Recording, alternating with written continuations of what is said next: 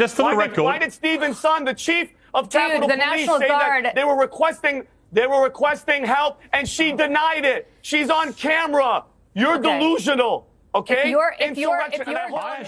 Welcome to today's explosive video about the heated debate over Piers Morgan and Censored, featuring Vinny from the PBD podcast and progressive commentator Brian Tyler Cohen. This exchange highlights the stark polarization that dominates modern political discourse, will break down moments from legal and political skirmishes to media narratives and debate dynamics, and decipher the rhetorical strategies that have shaped this heated conversation. Stay tuned for a deeper dive into the themes that have shaped this. You say, what are the crimes? That's the point. We don't know, and we may never know. You're looking for crimes because Donald Trump is looking for crimes because he doesn't like Liz Cheney and the fact that she did. No, he genuinely believes she's broken. He genuinely believes she's committed crimes. Here's the point. To Julie's exact point, first of all, what crimes? Second of all, it costs money to get legal representation to go prove all of this stuff. And third of all, it's moot because all of these people have immunity anyway. You are allowed to act in your oversight capacity in Congress and the Senate to pass legislation, to discuss this. All was broken. Yeah, you're right. They can't break the law, but there was no law that was broken. But it doesn't change the fact. So why do you need an all-encompassing immunity if you've never broken the law? Why do you need an all-encompassing immunity if there's no laws broken? I don't know. The heart of the discussion lies a contentious debate about why individuals linked to Trump's administration might require pardons if they've committed no crimes. This question underscores a broader issue: the financial and reputational costs of being investigated, even if found innocent. Vinny's argument that individuals need pardons to protect against politically motivated legal battles reflects a conservative concern about the weaponized justice system. However, Cohen's counterargument that no part should be necessary for the innocent raises questions about public trust in legal institutions. This exchange highlights a core divide among conservatives see the investigations as punitive and unjust, while progressives view pardons tacit admissions of guilt. By both sides rely heavily on emotional appeals and fear of injustice versus indignation over perceived corruption. I don't know. Let me bring in Vinny. I don't know if you guys are playing dumb or not, but the fact is, I don't think it's us playing dumb, Brian. It costs money to go forward with this.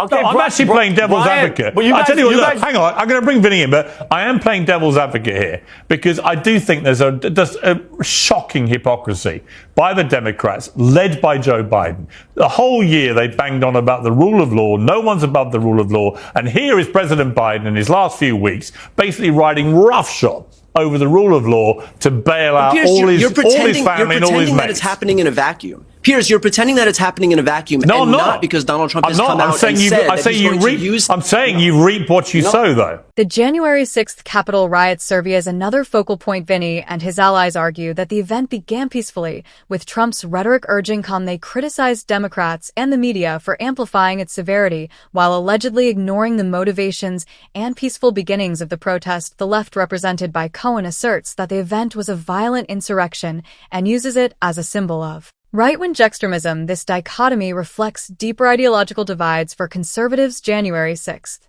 symbolizes resistance to what they see as an illegitimate political establishment. For progressives, it embodies the dangers of populism and authoritarianism. Neither side acknowledges nuance, perpetuating a zero-sum narrative that fuels further dividing. The debate's most compelling moment comes when Vinny and Piers Morgan highlight the perceived-received hypocrisy in how the January 6th rioters and Black Lives Matter BLM protesters are treated. Conservatives argue that Democrats excused or even celebrated BLM protests despite their associated violence, while condemning January 6th participants. Progressives reject this equivalency, pointing to the different causes and contexts of the events. This exchange reveals the power of framing in political debates. By comparing these events, conservatives aim to highlight inconsistencies in progressive rhetoric about justice and accountability, while progressives seek to maintain a moral high ground by emphasizing their calcium. You reap what you sow. But Donald Trump has promised to use his Justice Department as a vehicle to enact his personal retribution toward. That is why it's happening. All right, by pretending that there's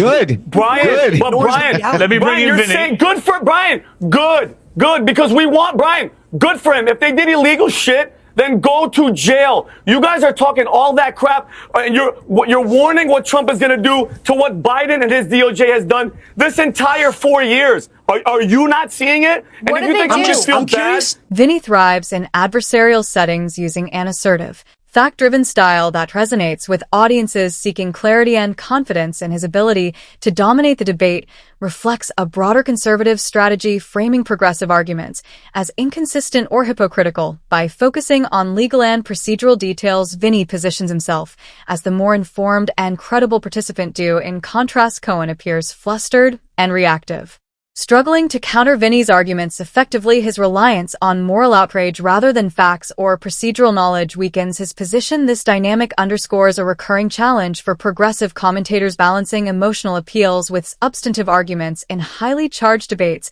As the moderator, Morgan oscillates between devil's advocate and referee, ensuring the discussion remains lively but grounded. His critique of hypocrisy and political rhetoric adds a layer of complexity, challenging both sides to confront uncomfortable truths. Morgan's approach reflects his brand. Provocative yet measured, aiming to expose inconsistencies.